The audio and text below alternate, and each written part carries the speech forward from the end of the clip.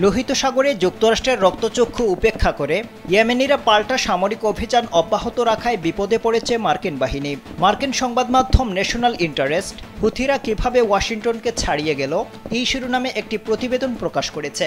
সেখানে তারা লিখেছে, মার্কিন নৌবাহিনীর দুর্বলতা এবং তাদের ওপর অতিরিক্ত প্রেসারকে বুদ্ধিমত্তার সাথে কাজে লাগিয়ে ইয়েমেনিরা বিশ্বের অন্যতম গুরুত্বপূর্ণ জলপথ লোহিত সাগরের নিয়ন্ত্রণ নিতে সক্ষম হয়েছে।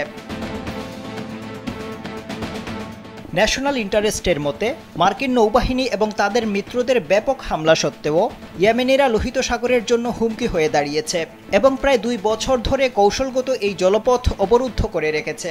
এর ফলে বেশিরভাগ জাহাজ দক্ষিণ আফ্রিকার কেপ অফ গুড হোপের চারপাশের দীর্ঘ এবং ব্যয়বহুল পথ বেছে নিতে বাধ্য হয়েছে।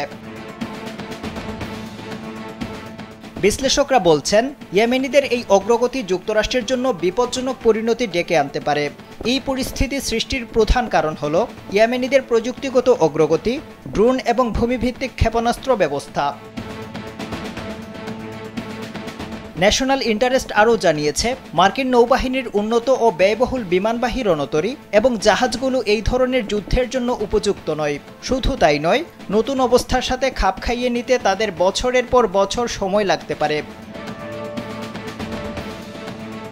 অন্যদিকে চীনের হুমকিসহ অন্যান্য চ্যালেঞ্জগুলোও বহাল রয়েছে। চীনের 400টিরও বেশি যুদ্ধজাহাজ থাকলেও মার্কিন প্রশান্ত মহাসাগরীয় নৌবহরে মাত্র 200টি জাহাজ আছে।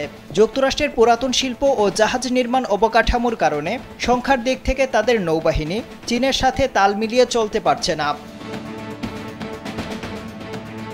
তবে মার্কিনিরা ফিলিপাইন, জাপান এবং দক্ষিণ কোরিয়ার মতো তাদের মিত্রদের রক্ষা করতে প্রতিশ্রুতিবদ্ধ এবং তাইওয়ানকে রক্ষা করার জন্য প্রস্তুতি নিচ্ছে।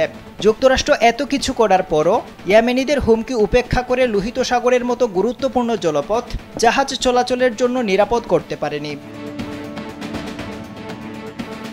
আফজাল হুসাইন, কালবেলা।